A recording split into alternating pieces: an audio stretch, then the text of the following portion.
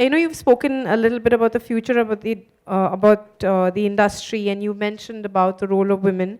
But what are your thoughts on the current states of D&I in the industry?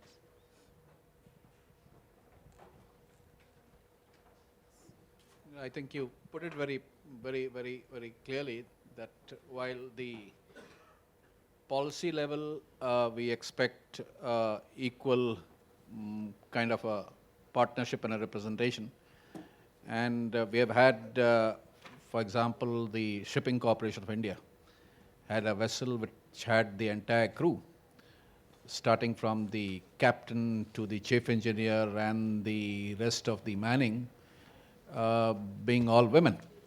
So as far as the policy and the legal framework is concerned, there are no hindrances whatsoever. Rather, there is a policy prescription that we promote more and more women to be coming at the forefront. We have had examples, as I mentioned, of shipping corporations which are fully manned by women at all the levels. And it is time that the rest of the industry also catches up.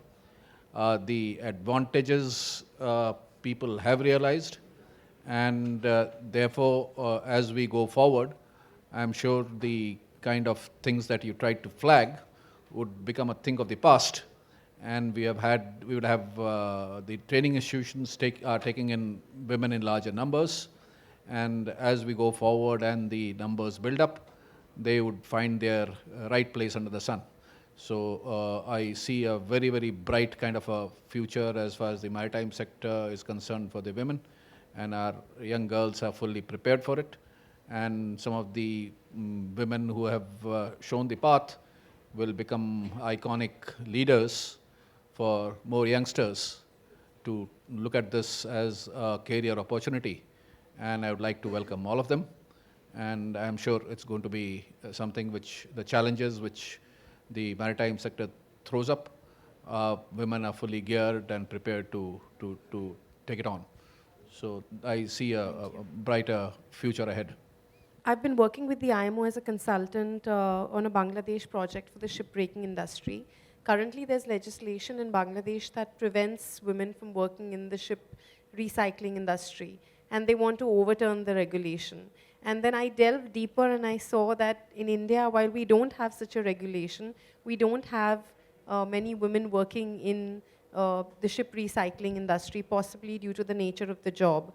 But I also see that in operational jobs, say, there are very few women.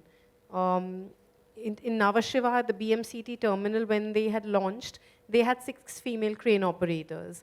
But I don't see, like the other terminals, following suit, or there's being so many women in operational roles. What do you think that we can do? I know that the government, there's no discrimination from the government side, but what do you think can be done to change this? I think your facts, what you mentioned, are there. And I think it's need to do some course correction. As was mentioned in terms of supporting women in whatever manner, some industries have taken a lead, and I think that needs to be further augmented. While that happens, and we all realize that it makes good business sense to have more women on board for various reasons. Today, the way the technology is changing, things are getting automated end to end. The vessels of the earlier vintage may have required someone being in the engine room in conditions which were very demanding. Today, the engine room, which is the core of the ship, which I suppose is most demanding environment which the vessel has, is changing and is getting fully automated. With the changes that are happening both on the engine side, on the navigation side, on the control side, the women are better placed than men to be able to deliver on some of these things. And the industry is realizing it. And it is their own self-interest. They have to have more women which can do these things better. So that change is happening.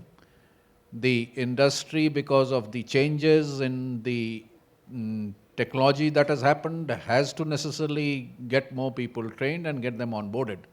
So that by itself would help set things right. At some point of time, maybe the challenges were a different kind. That thing has changed. And while the government companies like Shipping Corporation and all have already taken a lead, the private sector, which looks at the bottom line, would also have to start looking at women being a potential class of employees who can do better than men in very many of the opportunities which are now evolving. And for making it happen, they have to have the support systems parallelly being developed so that they are able to harness that talent pool, which so far they have not been able to tap into.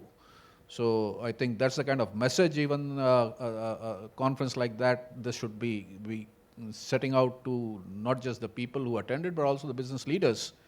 That is good for their own businesses to be able to take more women on board, given the new challenges and the environment that is evolving. I think that's the message we got to put in. As far as the policy framework is concerned, as I mentioned, is very much there. We would we have a policy which promotes rather than anyway creates a roadblock for women to come on board. And while that policy being there, the need is to make sure that the industry looks at it as something which is a win-win for them, and takes and corrects the distortion which you mentioned right in the beginning.